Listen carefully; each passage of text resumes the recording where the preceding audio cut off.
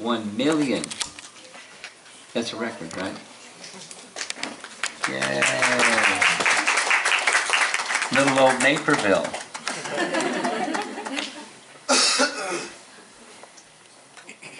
It's a little more famous than Tuaco, but still pretty, for the world, what's Naperville? 6 million. 6 million, 6 point? 6.4.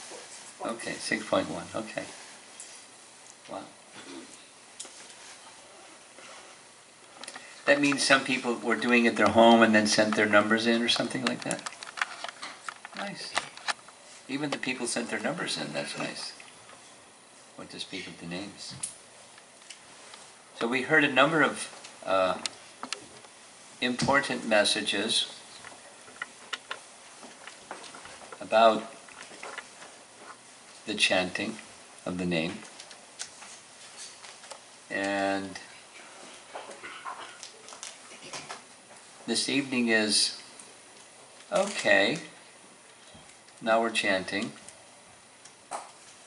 And all those nice things that were said about chanting, I'm not experiencing all of them yet.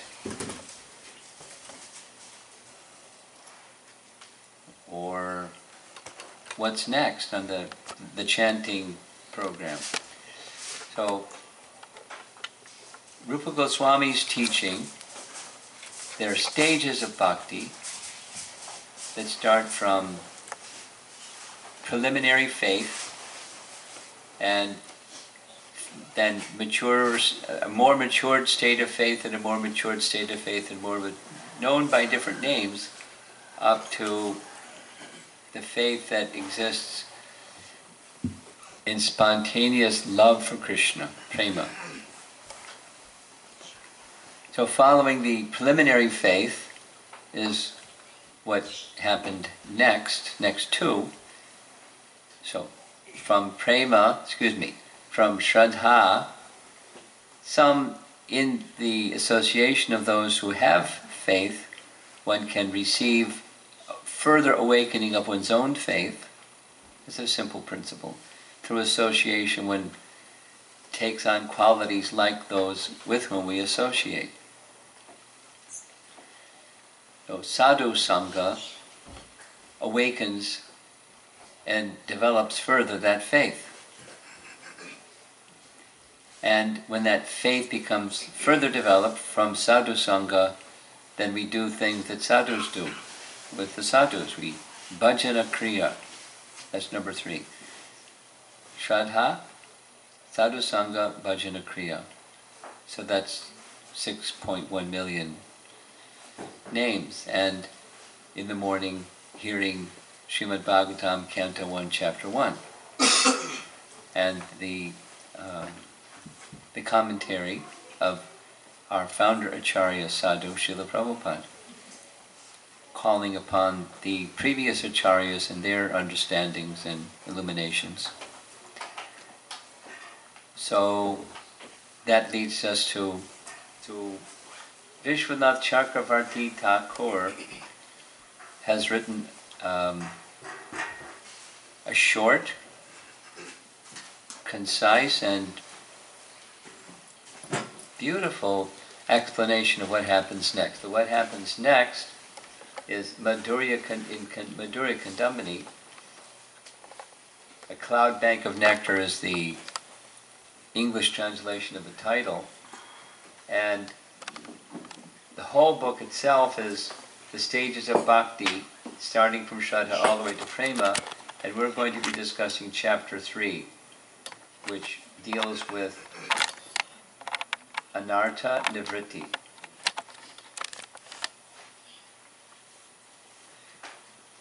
That's what I was asked to speak about. It's a logical next thing to talk about. After the first 3 comes number 4 in the stages of unfolding bhakti.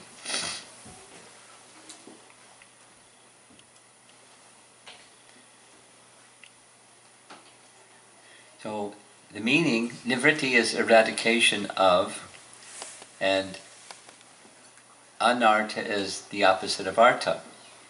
Artha means something wanted, and anartha is something unwanted. The unwanted things in the heart that are contaminations. It's like a diseased condition of the soul due to, well, different reasons. So here's let's chant the verse. This is Rupa Goswami describing the 9 stages of bhakti. It's taken directly from Madhurya Kandamani. Adau shraddha tatak sadhu sango ta bhajana kriya tato anartha nivritti syat tato nishtha ruchis tata atasaktis tato bhava tata premabhyo chantanti sadakam ayam premna pradhar bhave bhavet kramaha. In the beginning one must have a preliminary desire for self-realization. This will bring one to the stage of trying to associate with persons who are spiritually elevated. In the next stage, one becomes initiated by an elevated spiritual master. This is Prabhupada's translation, he kind of slips that in there.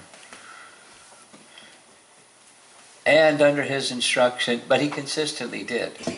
And under his instruction, the neophyte devotee begins the process of devotional service. That's on the bhajana kriya.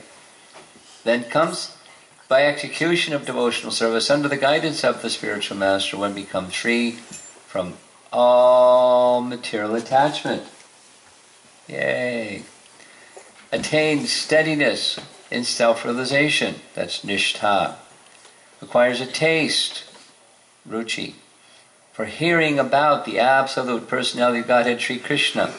This taste leads one further forward to attachment, asakti, for Krishna consciousness, which is matured in bhava, or the preliminary stage of transcendental love of God. Real love for God is called prema, the highest perfectional stage of life. So we're focusing over here, anartha nivritti. And Madhurya Kandamani expresses removal of unwanted things. And he makes the point, which is really easy to understand. It's not a bucket. Okay, now I'm in this bucket and I'm going to go and jump in that bucket. But rather, it starts even from the very beginning, and it continues. He explains it in detail later in the chapter, all the way to the prema stage. Eradication of unwanted things. So then, anarthas can be considered based upon where they arise from, what's their origin, what's the root. And he gives the Sanskrit terms for these. There's a very obvious one. There's unwanted things in the heart that arise from sinful activities. Good news is, if you engage in devotional service, or you chant the holy name, the reactions to those sinful activities, the power of the holy name is such that it's dismissed. Then a little more curious is unwanted things in the heart that arise from pious activities. And the answer to that simple explanation is, from pious activities, one gets fruits of those pious activities. One gets material prosperity, or one gets good education, or one gets stuff. And then one tries to be the enjoyer of that stuff, the fruits of pious activities. So that's the contamination that can be eradicated by removing the tendency to be the enjoyer of those things, but rather offering those things to Krishna in his service. Then from offenses, then that has categories. Seva aparad, just like in Nectar Devotion, 64 items. of seva and items of offense in seva. So the good news is, by chanting the holy name, not deliberate seva parads, but unintentional, practically unavoidable because we're imperfect beings, every endeavor is covered by some type of fault, then there's going to be some mistakes or offense in our seva. But the chanting of the holy name clears those offenses, the unintentional ones.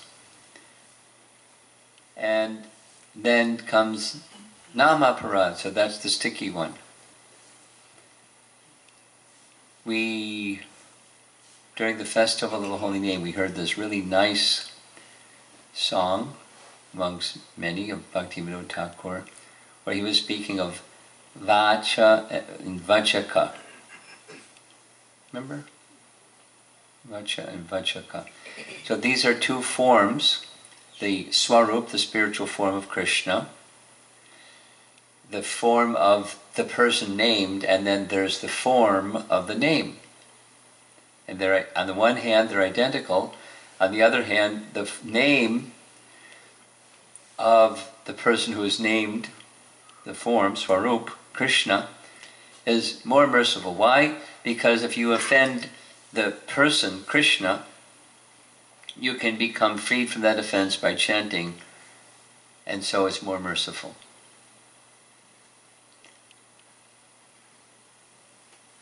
So you have to be careful not to make offense against the name.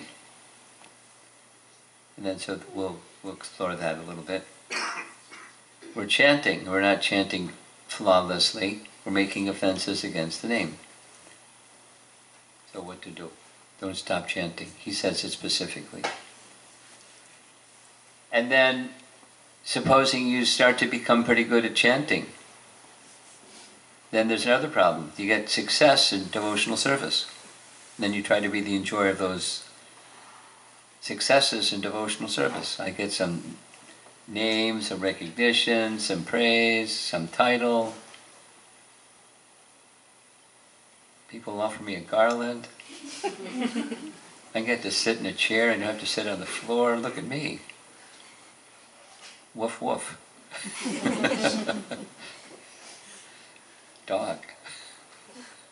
So, one who tries to be the enjoyer of the little successes in devotional service, lava puja and pratishta in Sanskrit.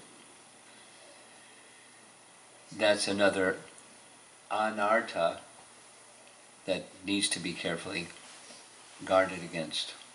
So, it's supposed to go one by one, but it's not doing it fully. Okay, pretend you're only seeing what's at the top. I want my other computer back.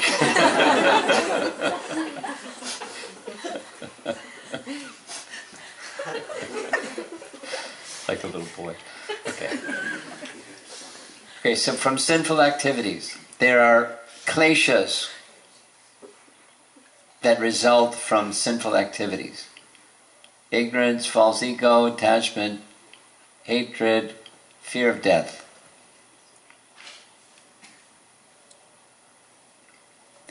He doesn't give, Vishwanath doesn't give the scriptural reference, but I'm sure there's scriptural reference, he didn't, not creative writing, of why these five, what is the scriptural reference for these five sufferings. But ignorance, false ego, attachment, hatred, fear of death. In one sense they're all ignorance. In one sense they're all rooted to false ego. So he doesn't give an explanation as to why these five and how they're distinct. So addiction to enjoying the results of pious acts, even more specifically enjoyment of sattva guna things, like the material type of enjoyment of art, refined music, refined this and that, refined clothing, and refined fragrances, and just be the enjoyer of sattva-guna things. It's an anartha. Heavenly enjoyments, going beyond that, desire for liberation, because that blocks bhakti. He says sometimes these are listed under sinful, but he separates them. So that's sources of anarthas. From offenses, so seva aparadhi mentioned, only when deliberately done, big letters. Nam aparad, nam in this case indicates or represents the all nine limbs of bhakti.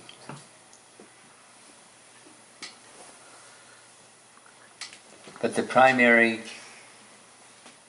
anga of all the nine is the chanting of the name. Now, Jiva Goswami was a predecessor, the previous acharya before Vishwanath Chakravarti Thakur. And Jiva Goswami is elaborating extensively on what he learned from Rupa Goswami, who was directly empowered by Lord Chaitanya to understand bhakti and to write about it. So Jiva Goswami, in his Bhakti Sandarbha, elaborately discusses these nine processes of bhakti and covers it backwards, forwards, up and down, and sideways, saying the holy name is essential in all the nine processes of bhakti. Now we're accustomed to hearing Prabhupada again and again say, any one of the nine processes, all 9, 8, 7, 6, or even 1.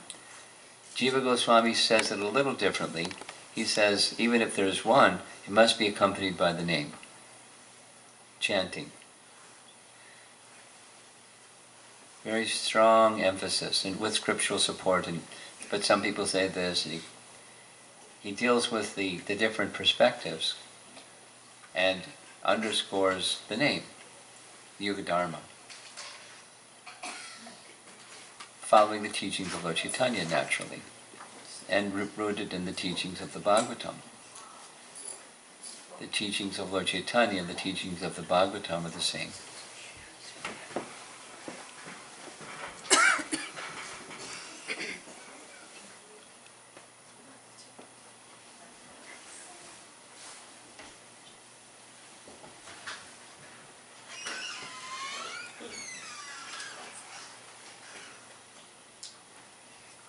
She's okay?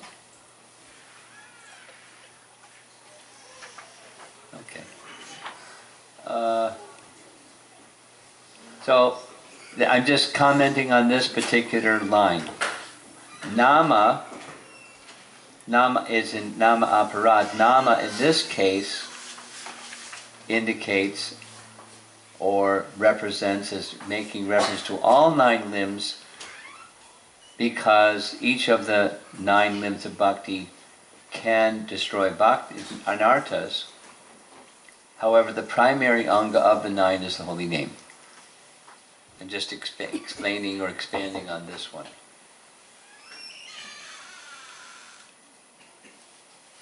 To neglect angas of bhakti out of enthusiasm is not an offense. What does that mean? So supposing you like deity worship. Supposing you like prayer. Supposing you like one of the other angas.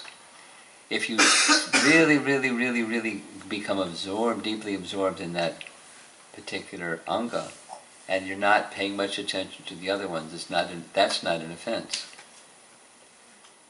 But referring back to the other one, it must be accompanied by the name. Doing deity worship, saying names.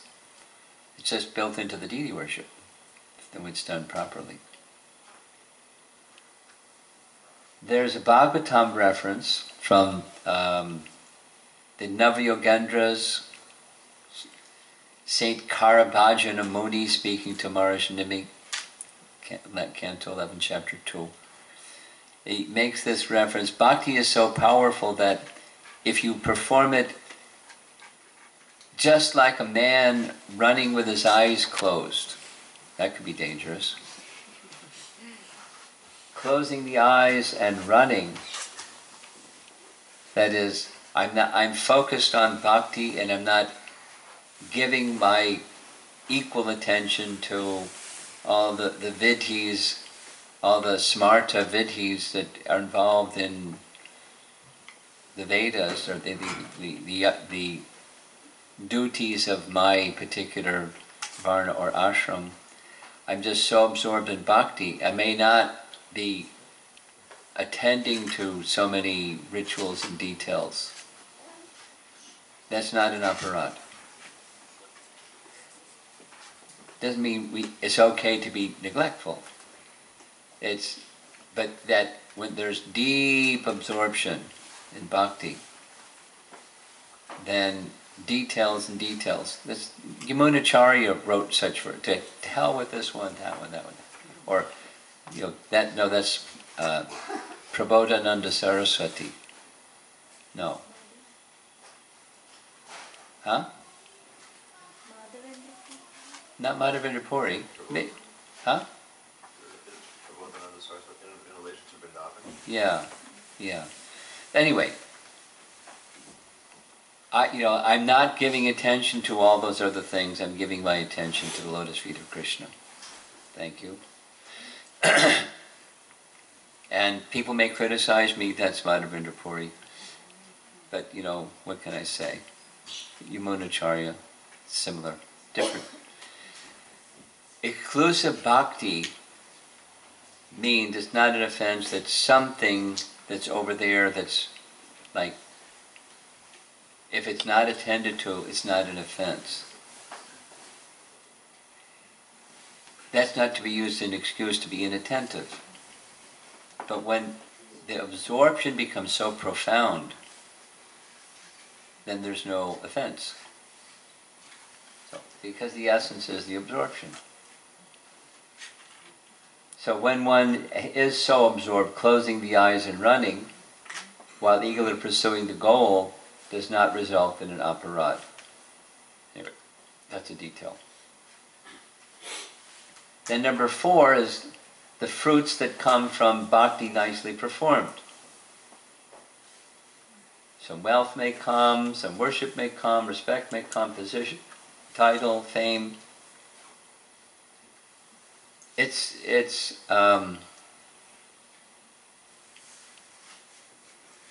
bhakti nicely performed has to be carefully entered into, because that could also result in some kind of intoxication, material enjoyment of the fruits of bhakti. Oh, great.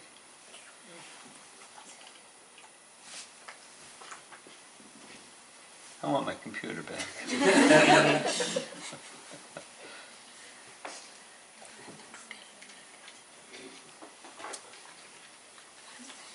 Okay, there we go.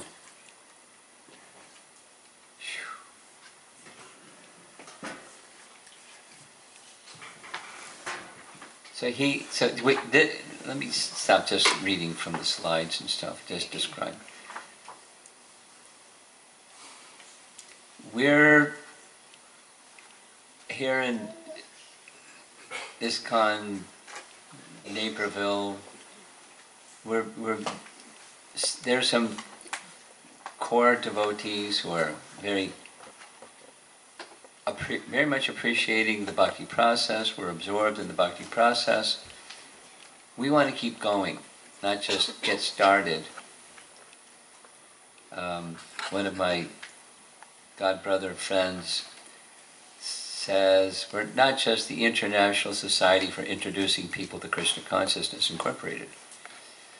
We're engaged in introducing people to Krishna consciousness. So what's the Krishna consciousness that we're offering them? It's our Krishna consciousness. It's not just the behaviors. Come on January 1st and chant 6 billion names. Yay! And you get, or it's now we're going to start reading Srimad Bhagavatam, or please buy a Bhagavatam. We're going to have a big festival, please join our festival. We're going to build a temple, please give some money to build the temple. What's the Krishna consciousness that's the foundation of all those things that we're doing all these things for? That's what we need to those, especially the core members, need to know what that is, and that's the what, and then there's the why. Why is it important that I know what's next? How do I go from where I am to where I want to be? It's because I have a clear idea of where I want to be, and I know I want to be there.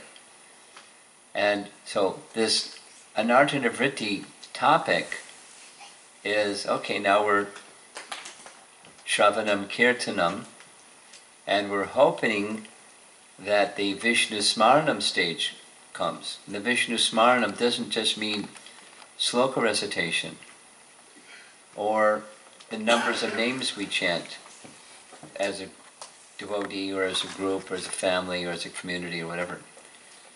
It's the smarana part is our relationship with Krishna. Who is Krishna really? Do you really want to know? Or do you want the chanting of the holy name and the reading of Srimad Bhagavatam and having festivals and doing things because it makes you feel good? Or you know that it's good. That's a mode of goodness. Bhagavatam teaching, doing the right thing because you know it's good for you. You know it'll purify your existence. So, why do you want a purified existence? Well, I don't like to suffer. I like to be happy. Chant and be happy. I like to chant and be happy.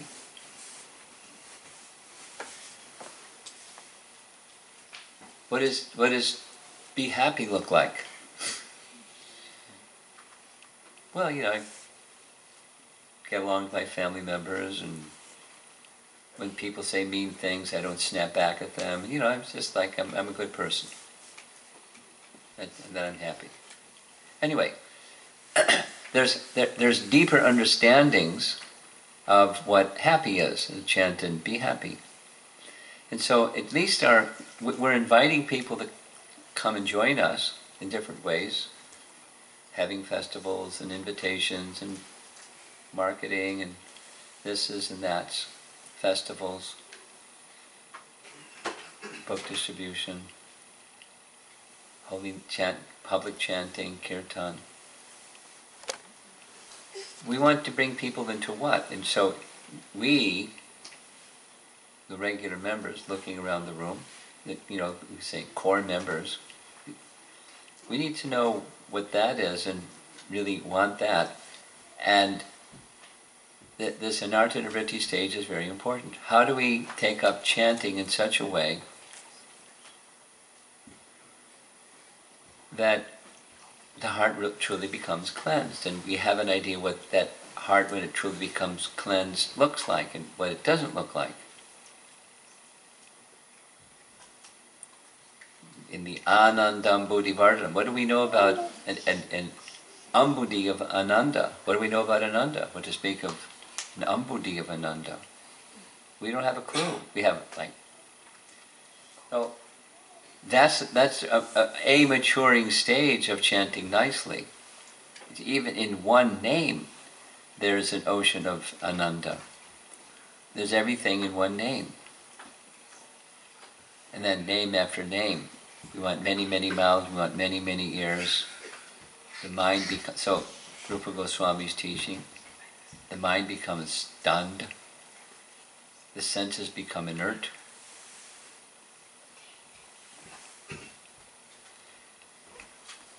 So the mood and the quality of our chanting becomes then very important.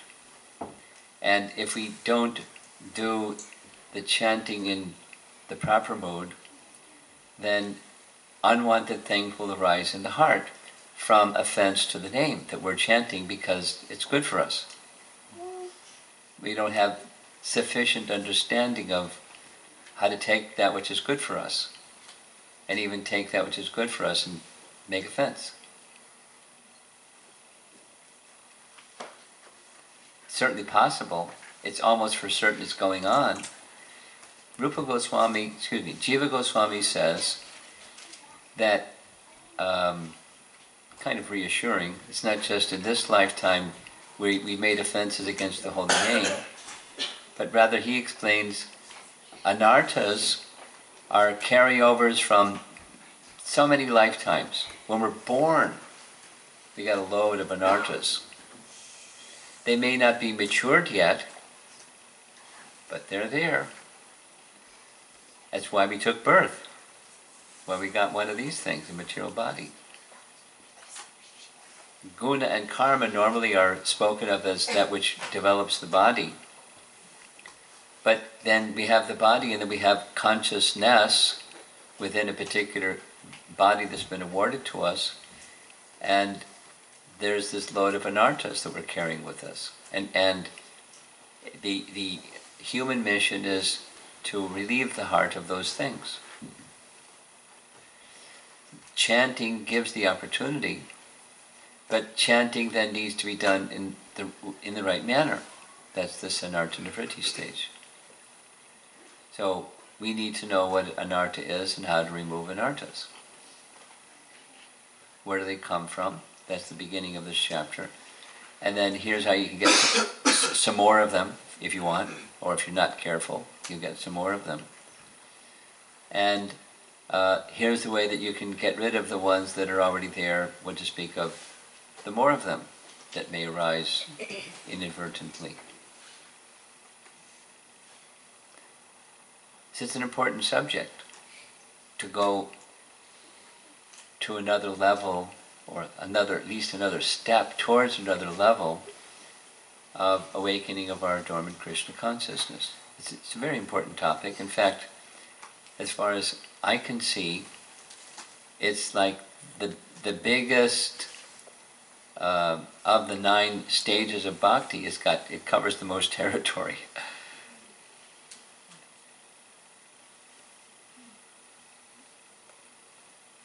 Giriraj Maharaj, I heard him say on more than one occasion, a little story, Prabhupada said it took him 30 years to perfect chanting.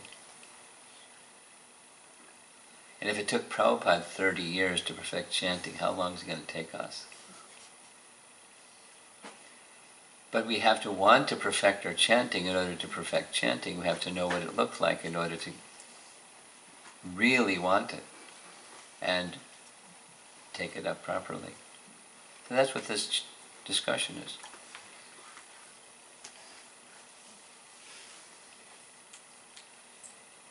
Quickly, Vishwanath saying sadhu ninda is the most vicious offense against the devotees of the Lord, with animosity, criticism, malice. Malice means like you intend to hurt another person. So it's not inadvertent, it's with animosity.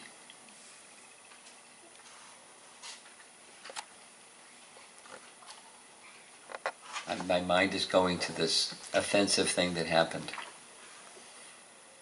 where somebody just has a loose screw, and they were criticizing a particular devotee, and then criticizing that devotee, and criticizing that devotee, and finally they came and physically struck the devotee, like hit them really hard. And then a multiple group of other devotees came and stopped them. But even prior to the physical hit, hard, was malice. I mean, the person had some screws loose, but so that's offense. And there can be a little bit lighter in just making verbal criticism. Did Anutama come here and teach his leadership course, leadership and management course? Yes. I've taken it twice. And something that stuck with me, because he said it like 5 times every day for the whole course, is how you give feedback. Appreciation, room for improvement. Because the goal is what? Improvement. So criticism isn't wanting to be in service to the other person. Criticism is just rah, rah, rah, rah. I got to speak the truth, Prabhu. Rah, rah, rah, rah. I'm the kind of person I just have to speak the truth. I'm very straightforward. Rah, rah, rah, rah, rah.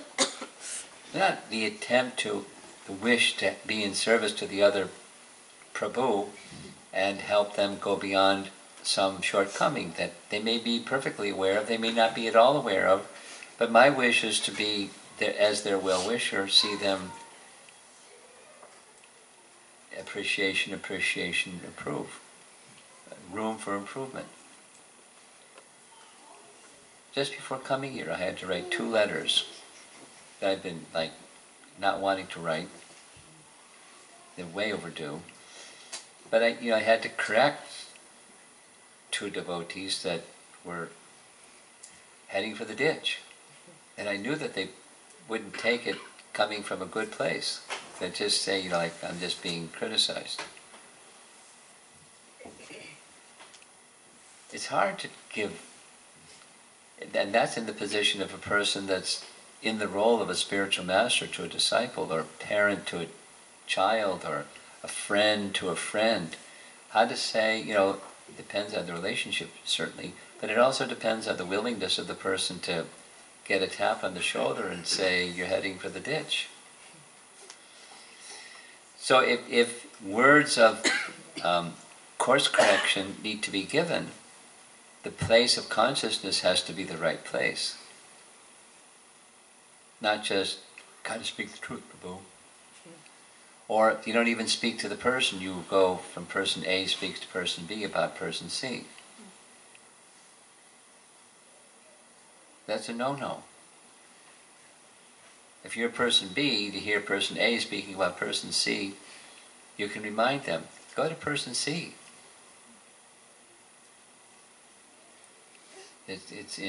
I learned this language from Braj Vihari, it's called triangling.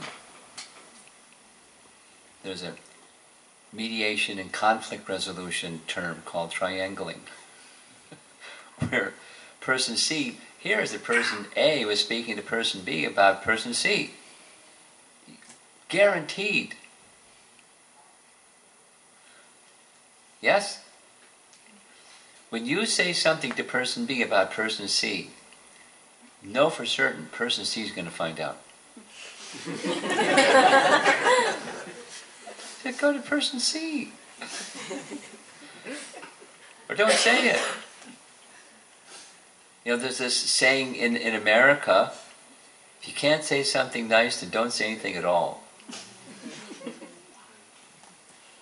I mean, even if you have to say course correction, say it nice. Because you mean it nice, not like rah, rah, rah. Anyway, so that's this sadhu ninda. And what do? If you realize you have done such a thing, or you have a tendency to do such a thing, you go to the person. You go to that sadhu. And sadhu in this case means devotee. It doesn't just mean somebody in saffron or something. A senior devotee. It means, sadhu means devotee. Their life is for Krishna. It doesn't matter their age or the number of years they have on their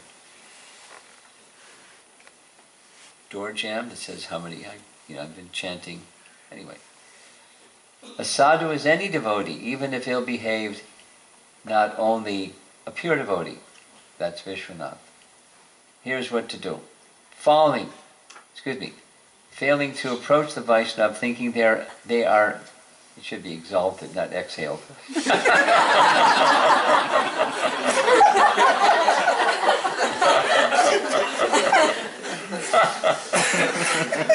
Oh boy, I need my computer.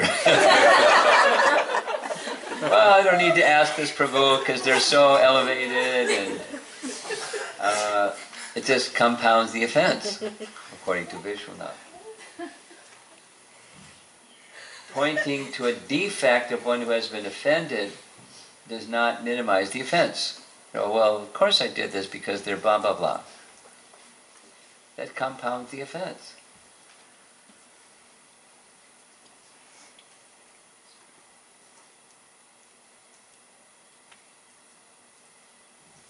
So,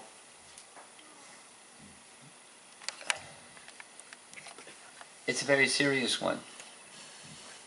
It's the most vicious one in Vishwanath's language. And maybe it's the one we're most guilty of. Because A, we need the association of devotees, and B, the devotees are not perfect.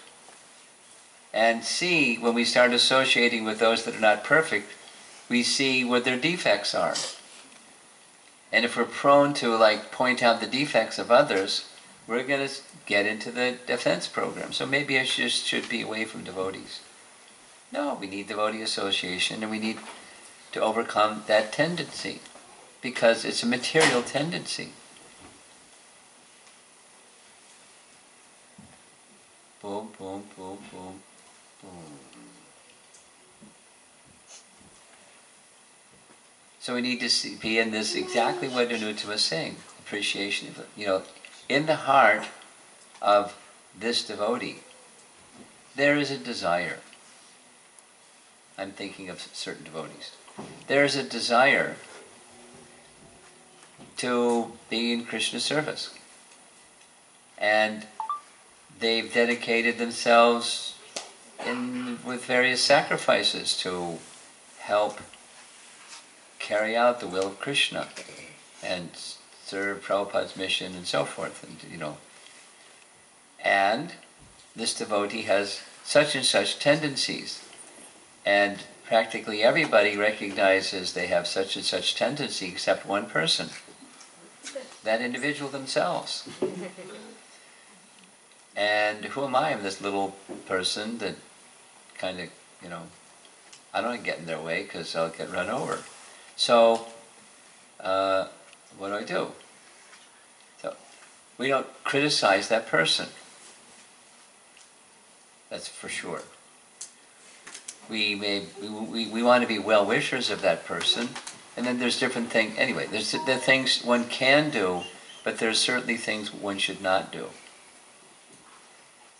And ideally, each one of us should try to be a good example of, kind of like what Mahatma Gandhi said, be the example that you would like the world to be. It's the Acharya principle. You would like to see such and such, then be such and such. Be the example of that which you would like to see in the world.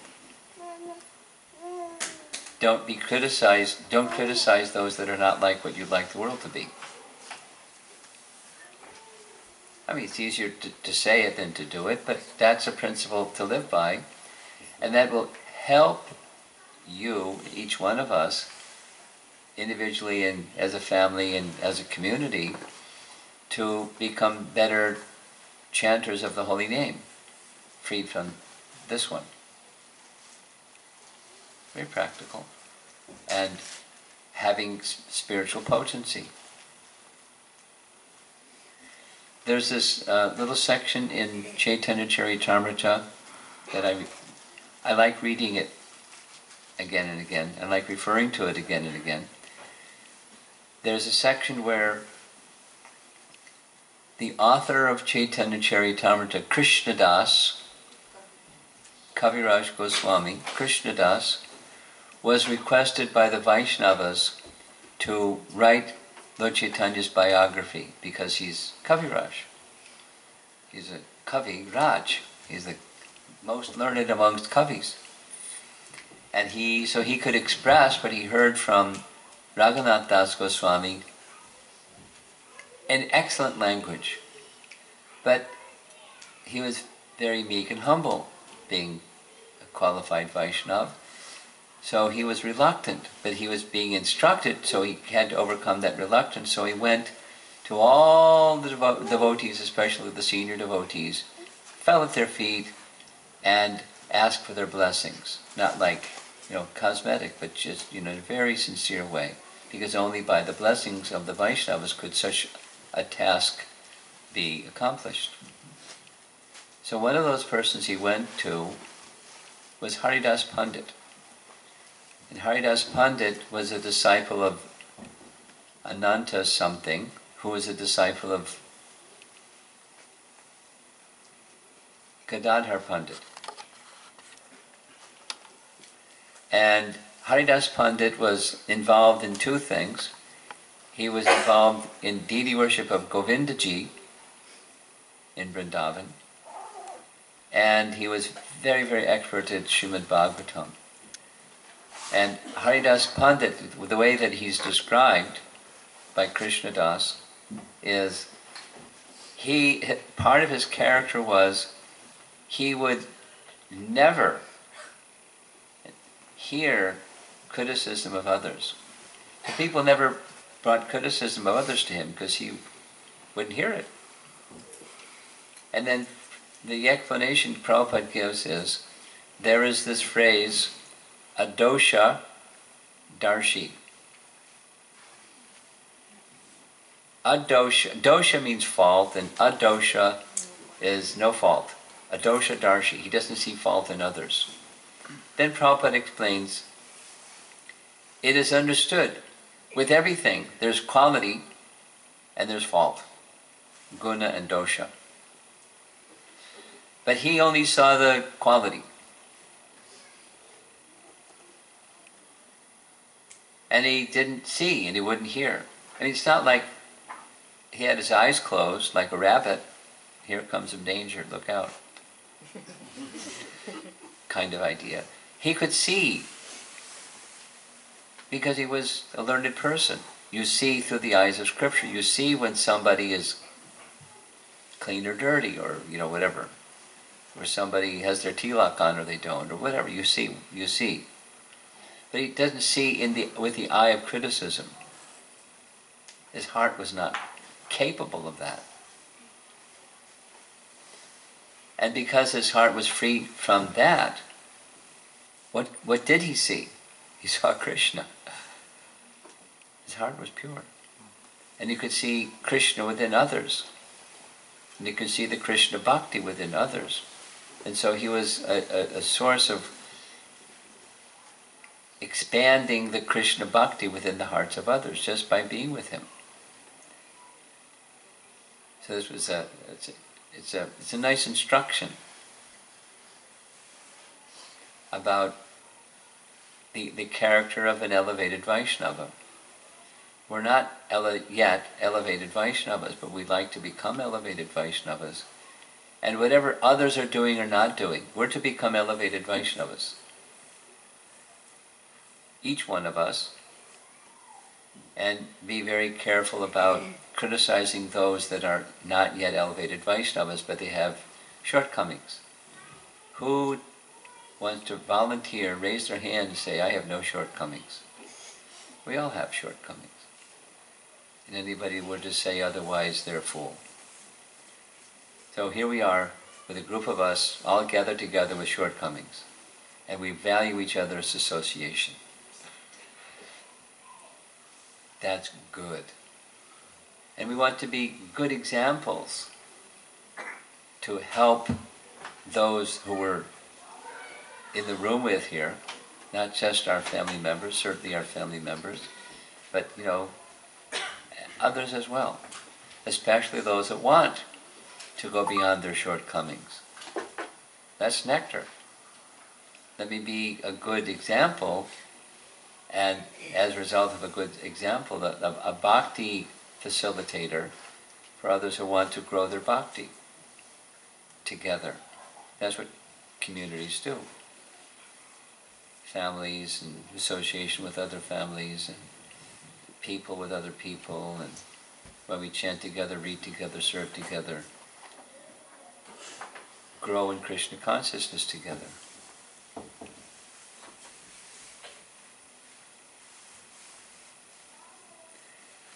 I think I can share this. It's not breaching confidentiality. Just before coming here to Naperville, I was in Farmington Hills. Farmington Hills is one of those other places like Tuaco and Naperville. Who ever heard of Farmington Hills? It's a suburb of Detroit. I mean, the place that's right next door is Novi. Some people maybe have heard of Novi, but Farmington Hills, it's just a neighbor town. And because I was going there, Malati wrote to me saying, I heard you going there. I heard it's going to be a japa focus. The devotees there said, we never had anything like this before. Can you know, this really, because chanting is something we all do, and we want to improve in our chanting, and we're not improving in our chanting. Well, what Malati requested, please, I know what the focus is, somehow weave in the message of work in respectful and cooperative mood together. She didn't elaborate, but I understood. So how do you do that? Well, you know, there's the cosmetic, and then there's the deeper than cosmetic that you actually respect. Not just put it on and take it off in circumstance, but you respect. I'm in this room with people that I know, like me, are less than perfect. They have their shortcomings. And the more we associate together, the more I find out the details of their shortcomings. And my business is not to then, become critical in my mind about their shortcomings and that's terrible. That's terrible. We are not a community that wants to do that. That's not what our teachers are teaching us and showing by example. We don't do that. Well, what do? We try to purify our hearts, make our own heart clean. That's what we do.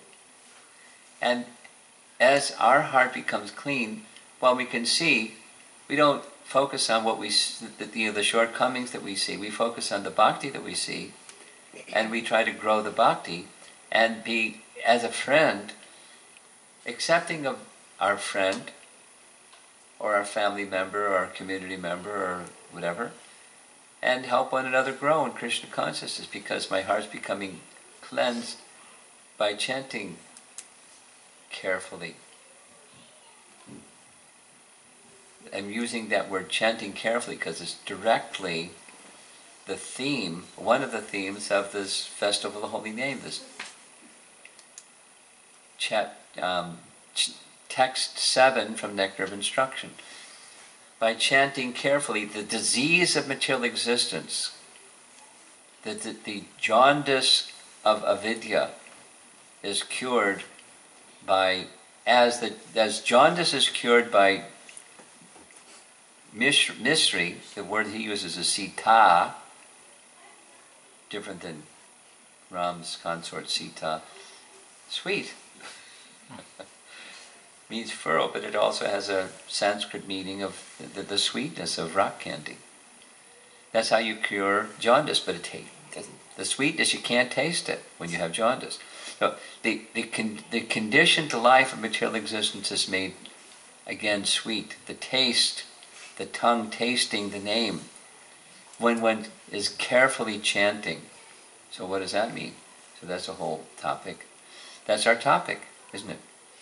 Carefully chanting. And the obstacle to carefully chanting is offenses against chanting. And one of the offenses against chanting is offending those who are chanting. Those who have faith in the name, They're trying to make themselves clean, and we're criticizing them because they have shortcomings.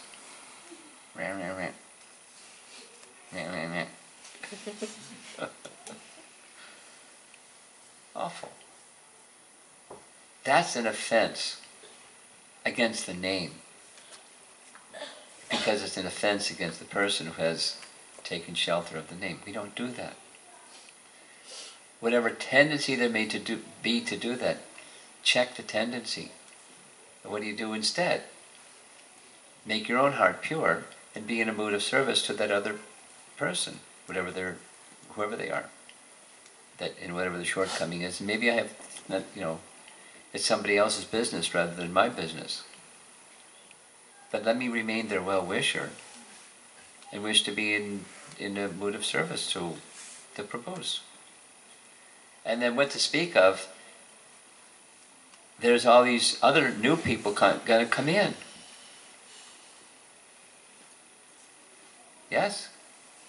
It's happening already. Now, those people need good examples. That's you all. I hope. So become good examples.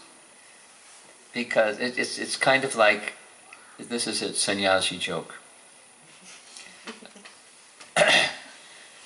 Well, all these little kids, someday they'll grow up and they'll be able to sit nicely.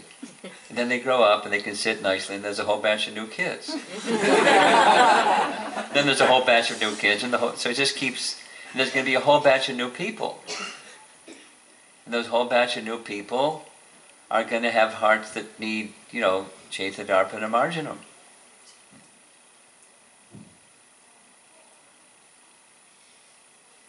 You get the picture. But where does it start? It starts in the heart. It starts with how you chant the holy name. That's what the topic is for this evening.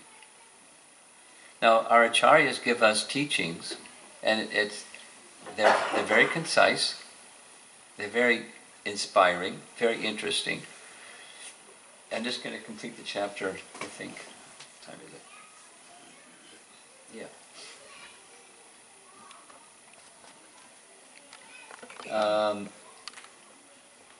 So he covers some interesting topics. So he goes through what anarthas are, different examples.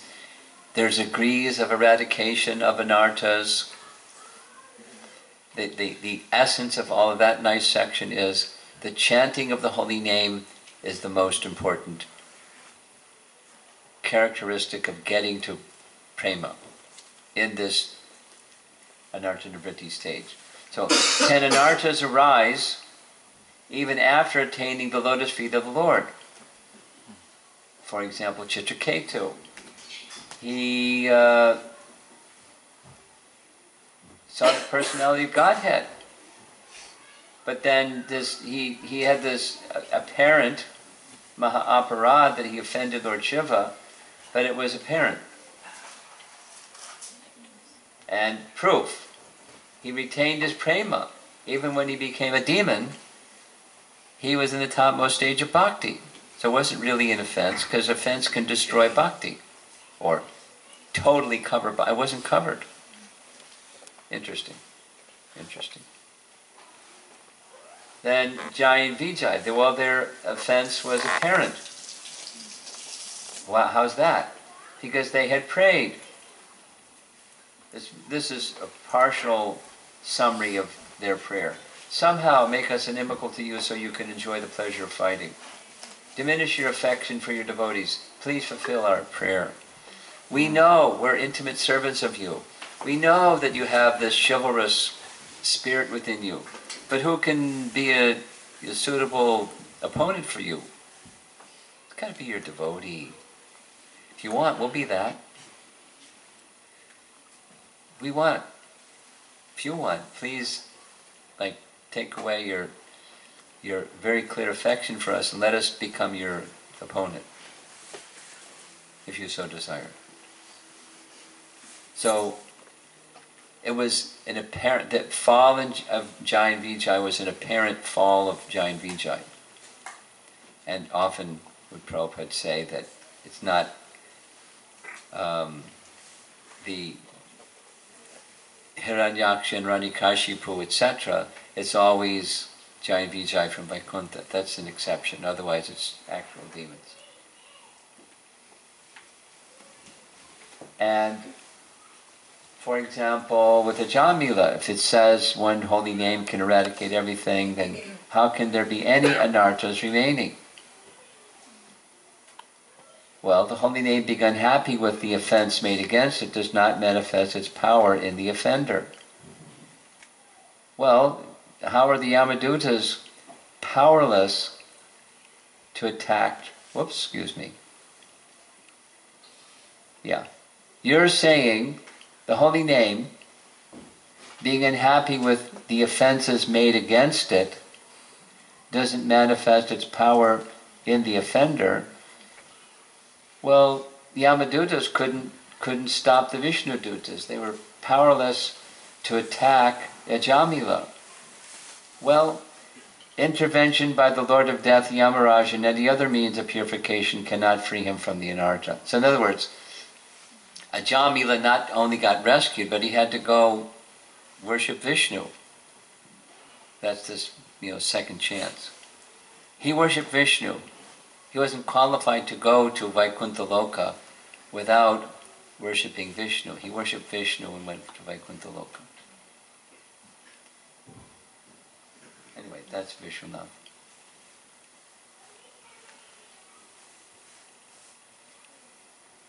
Why doesn't offenseless chanting of the holy name eradicate all anarthas immediately? Well, I thought it does.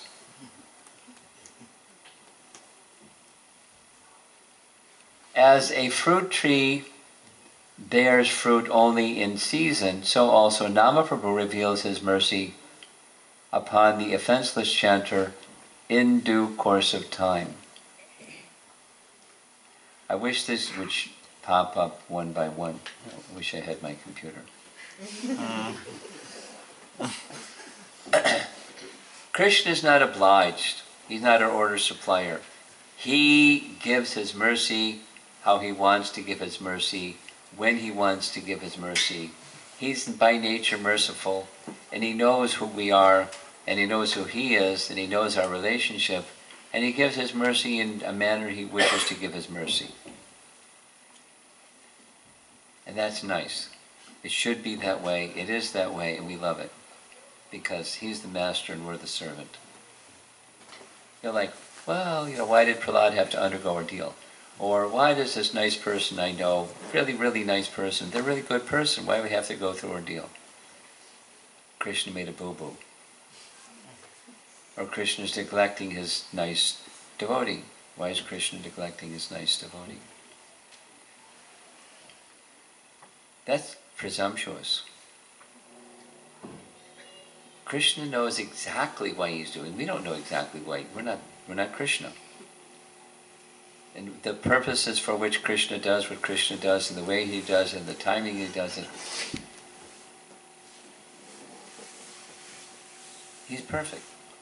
And those that are faithful don't doubt that. And those that are not faithful, they doubt that. So then we struggle, because we doubt. And we have to live with where we are. We doubt. But then we can place before Krishna our doubt. Arjuna did. And even when he got answers, he still had the doubt. It took 3 times to take away his doubt. He got it. Okay, he got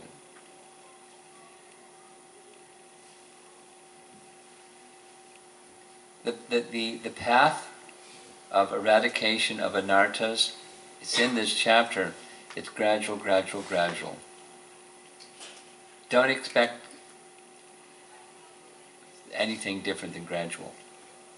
I mean, if Krishna is very kind, he can take you to Krishna Loka tomorrow, but generally it's gradual. And stay the course. That's the faithful devotee. Because of faith in Krishna and Krishna Bhakti and the process coming from him, and the predecessor acharyas that show by their example their awesome, wonderful character and quality.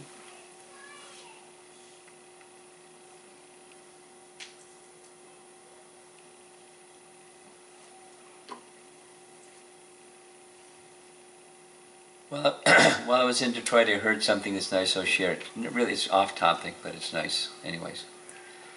One devotee was sharing, American devotee, Harmony Collective, was sharing that he came across this book. Somebody sent him a book that he read, and it had to do with the revelations of saints, like intimate experiences with God that saints of the Christian tradition had. And he found it very inspiring. So he shared that book with his parents. And the parents were thinking, wow, our son who's into Krishna is appreciating the intimacy that saints who are deeply devoted to Christ feel in their relationship with Christ and God. So then naturally the question arose, then why this Krishna thing in your life if you have this faith and appreciation? And he wanted to know, did I do the right thing by giving him this book, and how do I answer? What would be your advice? How I answer this question?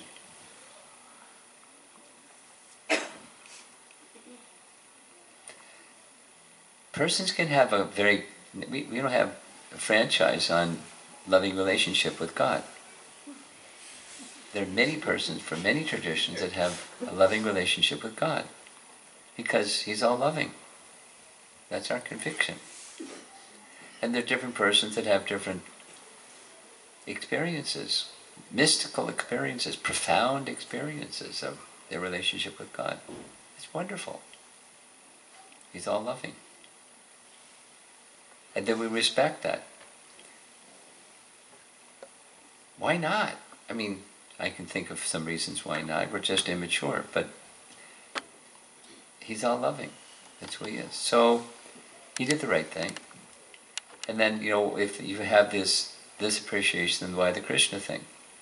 Why are you going over there instead over here with us? It's not a rejection of what you're doing over there. It's appreciation of what you're doing over there. And I feel an attraction for Krishna. And you could, depending upon the person, but just like there can be names, like the question came the other morning about some interfaith reaction. Is that amongst the people who are, is it interfaith or people who are involved in homeschooling collectively? Interfaith group at the university. Huh? Interfaith group at the university. Interfaith group at the university. So why the Krishna name? And why not another name? And we honor other names. And there's something very special about the Krishna name. And we know what's very special. We're not got a stick and whacking them, but we appreciate any name. And there's something very special about the Krishna name. There's something very special about Krishna bhakti. Not only the knowledge of the kingdom of God that's abundantly available within the Bhagavatam, the unique position of Vrindavan amongst the kingdom of God. Even within Goloka, the special position of Vrindavan. And we have an attraction for that feature of Krishna, of God. Doesn't, belittle others who have their appreciation, but this is so wonderful. It's absolutely complete. And those that have that experience and that realization, that's most attractive to me. I don't need to make excuses or put something else down. It's just that's superlative. It captures my heart. So to get there, so it's really, really from a genuine place, it requires this. It requires chanting carefully. Then the avidya, disease of the conditioned soul, can be removed, and the real happiness, this ananda ambudhi, can be awakened. We can actually experience it. Okay. Any discussion? I hope I responded to the topic I was supposed to.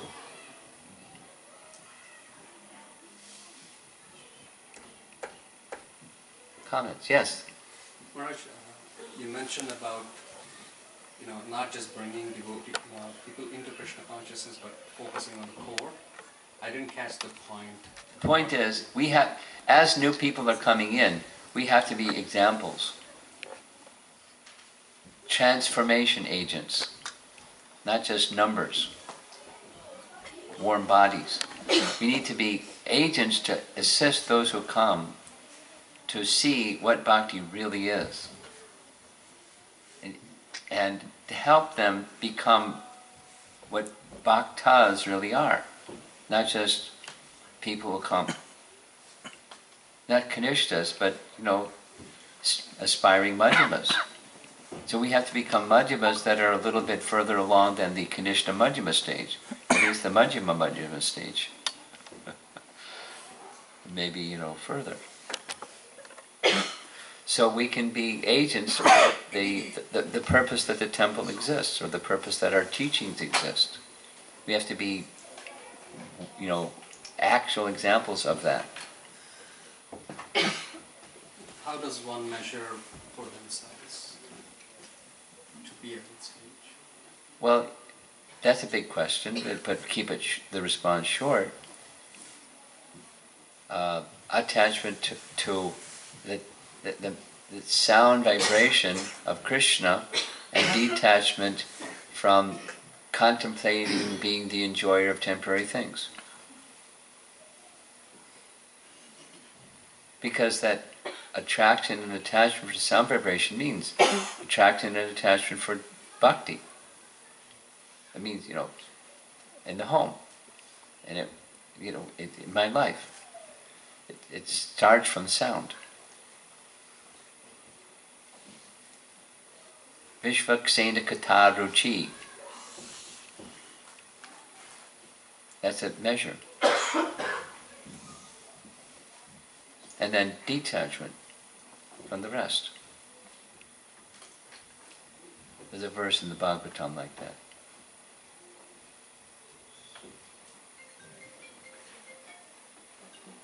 Yes? Maharaj, you said this one person cannot see fault in other people, right? This one person does not find fault in other people, yes. So how do we recognize if there are ill intentions? How do we recognize if others are with ill intention? Right.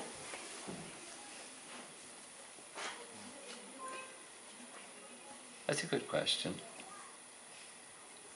Well, it's be very careful about stepping back from your question. Be very careful about judging others. Best, before doing anything like that, is look inside yourself and see, am I judging others? What's my intention? When I see something in another, is it in the mood of criticizing the other? Is it in the mood of being the well-wisher and servant of the other? When one's own heart becomes clean like that, then you're much better positioned to be able to evaluate where somebody else is coming from. We're really busy with what's out there rather than busy with what's in here. The problem is not what's out there, the problem is what's in here.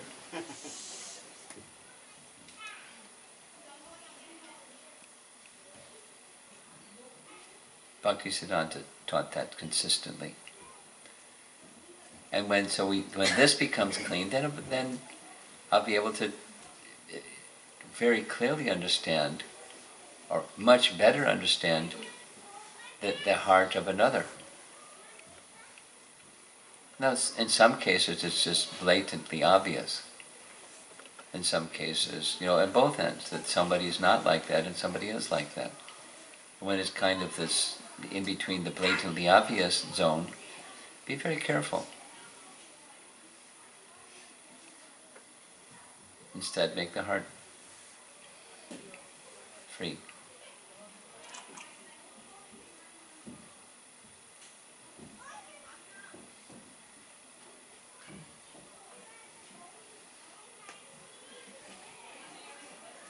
this Haridas Pandit, he was absorbed in Govindaji, he was absorbed in Srimad Bhagavatam, he was absorbed in serving the Vaishnavas. Such a person, their heart is free.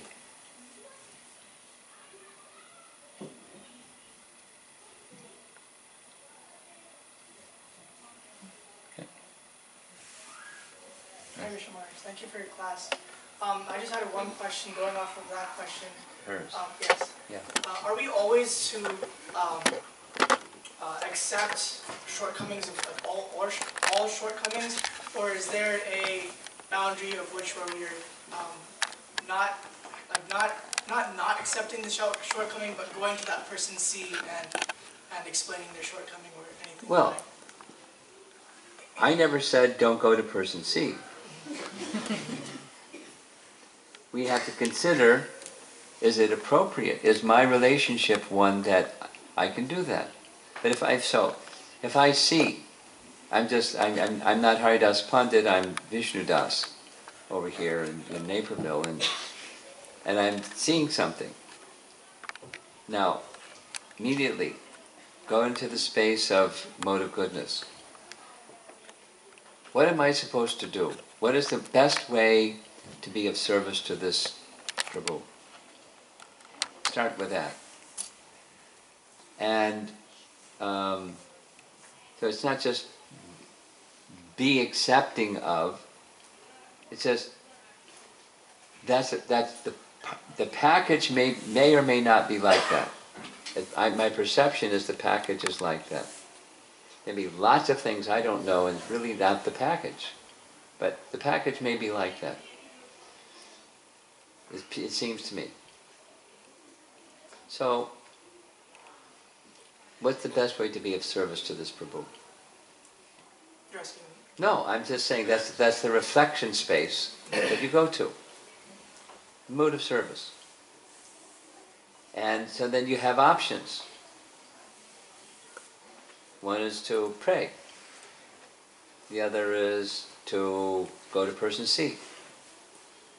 Then another option is to go to somebody who is a well-wisher of person C, that you know C looks up to, and say, this is my perception, I'm not sure I got it right, but I'm the well-wisher of person C, and you have a relationship with person C, so at your discretion, if and when you feel it's appropriate to do so, it might be nice that you could help them with the situation if you feel that I've perceived it correctly. Because really what I want is that person C becomes a happier, shortcoming-free person. I wish that for them. They're really nice this and that and the other thing. And there's some room for improvement, and I think it would be really helpful to person C if they to go to someone that they look up to, a village elder or Mr. Neutral person that really doesn't, I want to remain confidential because I don't want to be perceived as a complainant or something like that.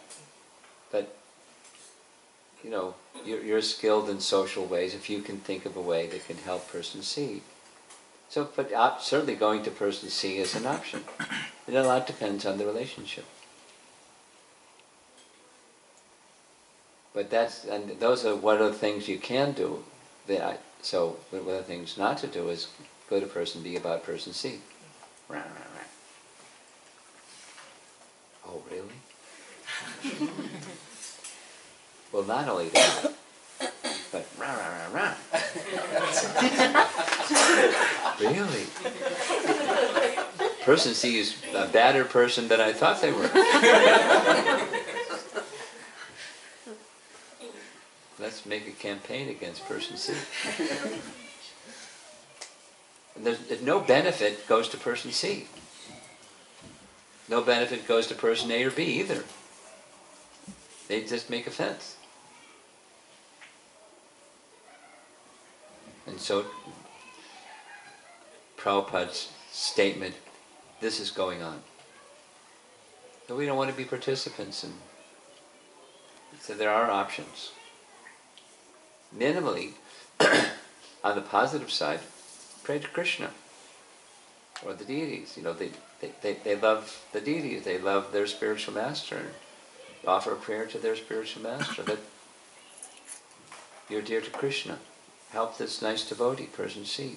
They have a shortcoming.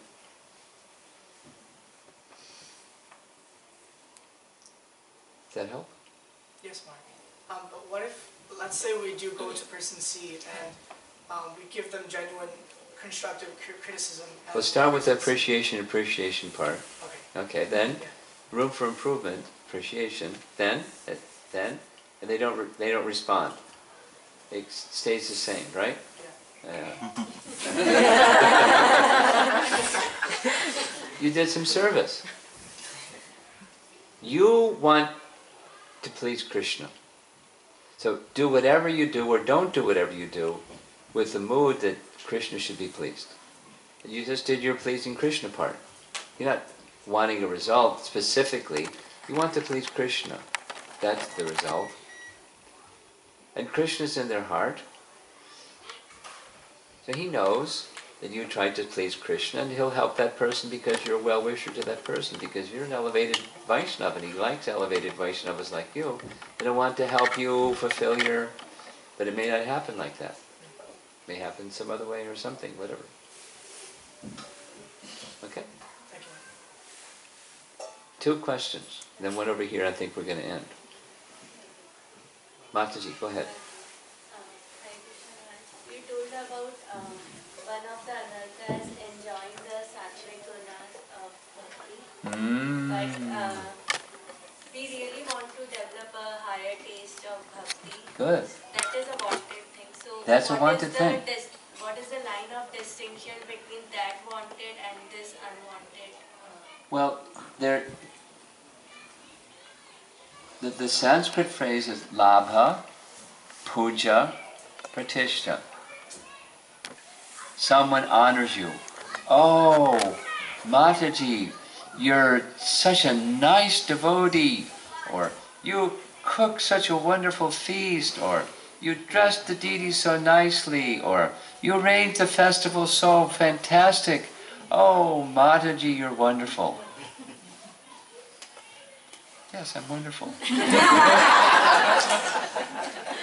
I just met a very intelligent person. They understand how wonderful I am. So instead, you feel, not just cosmetically say, this is the mercy of Krishna and Guru and the Vaishnavas. I'm this little person, and somehow I got the opportunity to do some service. And somehow Krishna, you don't know all the mistakes, there's so many mistakes, I know the mistakes, but Krishna is very kind because you're so devoted, you see only the good things, you don't see all those bad things that I know were part of it. This goes transparently to Krishna and those who you look up to. And it goes, it doesn't stick. When it sticks, that's the problem. You become the enjoyer of that praise, or the title, or the position, or the honor, or the distinction. That's unclean. So the relish is the happiness of being the servant. The humble servant. That's not an unhappiness, the humble servant. It's true happiness. What do you think? It's not a contradiction, in other words. Relishing and humility and transparency. Krishna is meant to be the enjoyer. And the devotees of Krishna are meant to be the enjoyer. And that's my enjoyment. That's my enjoyment. Love of Krishna and the Vaishnavas.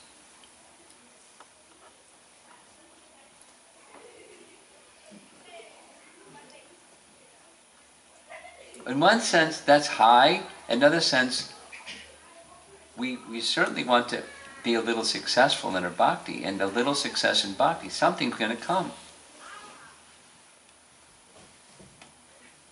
Then what? No, no, no, no. Don't say that. Sometimes the devotees, you know.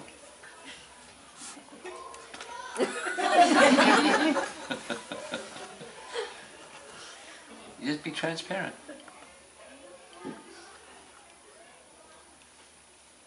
You follow? You got it. You have a follow-up. Go ahead, do your follow-up. So that point meant that we should not enjoy the praise and all those things which are coming because of what we are doing of bhakti. Does that mean that? Because Krishna is the bestower of that which they're praising, not me. The praise goes to Krishna, not me. So there are different ways we have to learn, you know, the culture, the refined culture of transferring praise to where it goes. Oh Prabhu, you're seeing like this because your eyes are so filled with devotion. They'll go, oh no, no, no.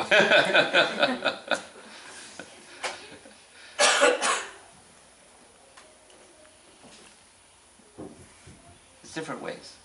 But don't let it stick, that's the main thing. And because I'm not the one to be praised, Krishna is the one to be praised. I'm not the one that something successful is done. It's coming from some higher authority, it's not me. I'm an instrument of some higher authority. That's who I am. Instrument of Krishna, I'm servant of Krishna eternally.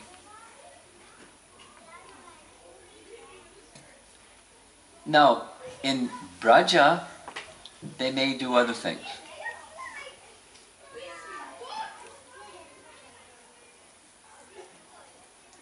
Sridham. You know who Sridham is? Ah, Krishna, what kind of big boy are you? You always lose in the wrestling match. They can say, you know, they can say things about Krishna where it's just like, yeah, Lalita. No, so that, but it's out of love, because it's pleasing to Krishna. They have such an intimate. So, besides the spontaneous Brajavasis, our position is we want to become purified and not become contaminated by anarthas. So, and that's our happiness, is a heart that's pure. Krishna should be pleased, that's all. And as that matures and becomes spontaneous, it can take other forms, other shapes and other manifestations. Next, behind you? Yes. Go ahead, yes? Yes. Just in that example about person A, person B, C. Yeah. If I'm person A, I'm in the mind discriminating so that I don't intimately associate with person C. That's okay. Is it okay? Yeah. That doesn't mean I don't respect C. I may respect from a distance because I see something that I'm not advanced enough to elevate person C. The limitation is over here. So I'm going to keep my distance, because if it was Prabhupada, he would give his association to person C and they go right through the roof into the sky, and there they go. But I'm not Prabhupada. I have to be more careful. But I respect them. They're part and parcel of Krishna. They're carrying Krishna bhakti. They want to improve themselves. I respect all those things. And I'm not capable of helping person C go to the next stage, so I'm going to be careful.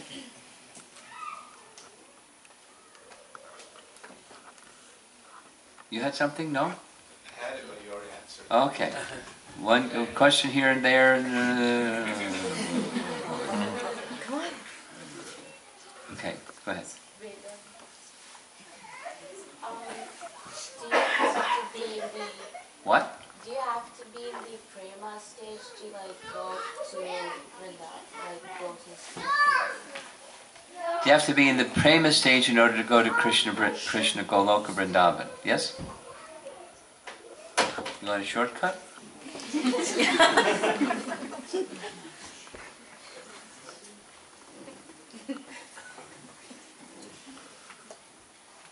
In order to enter into fire, you have to become fire. You've heard that one. Right? Prabhupada. Must have heard that one. So, Vrindavan, Goloka Vrindavan is a place of purity. You have to become pure in order to enter the place of purity.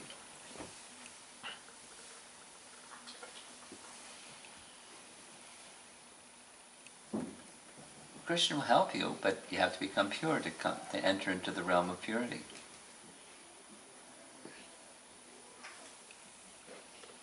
Yes? Maharaj, like this point, bhakti successfully performed. So when we successfully perform bhakti, it pleases Krishna. So is it not true that Krishna takes the things away from us rather than giving? Why? He can do whatever he wants. He can take or give. One of Prahlad's prayers is, when it becomes attached to you, that person can receive the wealth of Vaikuntha and not be bewildered.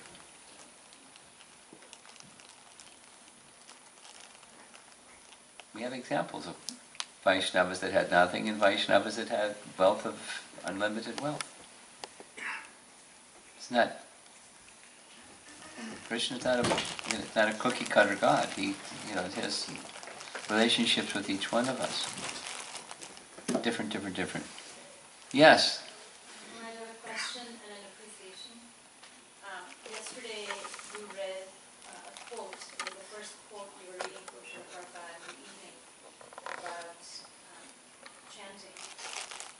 And the essence was, even if we don't chant completely inoffensively, we're relieved of sinful reactions. So today we understood that there are different kinds of offenses. Yes. So even if one is offending the Vaishnavas or the main, one is free of sinful reactions from the past. Yes. Sinful reactions. Yes. And and those offenses have the power to destroy one's bhakti. Those offenses have the power to do what? Destroy our pre-birth bhakti. Well, not destroy.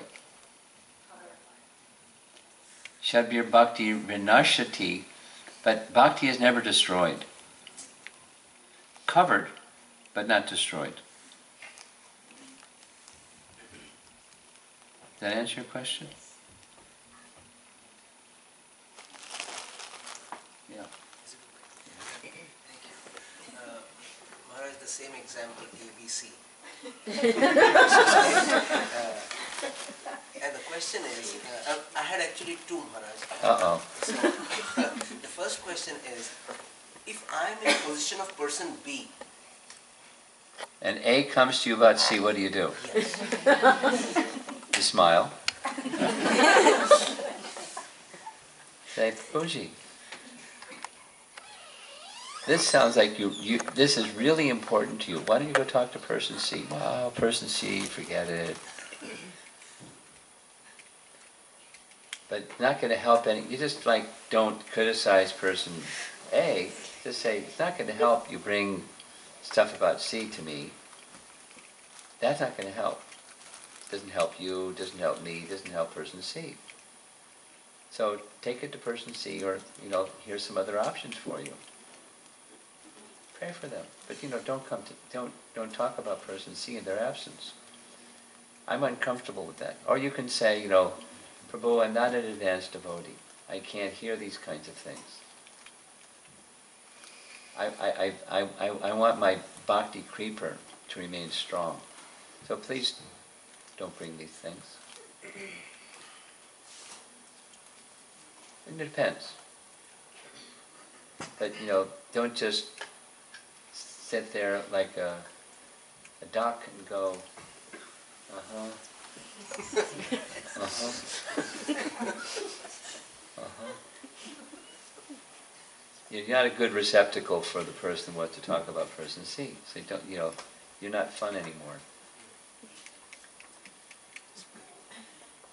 And the second question was, sometimes what happens is that if we let's say we are on the receiving end from a devotee and something unpleasant happens which we did not like, the first doubt goes on my own self that am I really bad that I got this from the devotee. And Go ask your wife.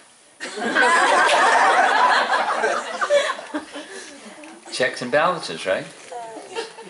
and that person A becomes that, or person B, I'm sorry, I'm taking the role of person A now. You're person A. Yeah. So I usually tend to go to person B to just validate that, am I just the only one, or person C is behaving that way with person B also? And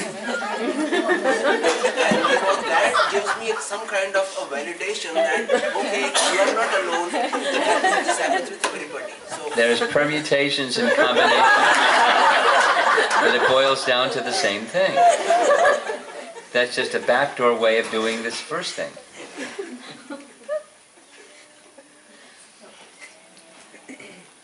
We done? Bhakti Dari? Oh yeah, okay. This is for those of you who are not with us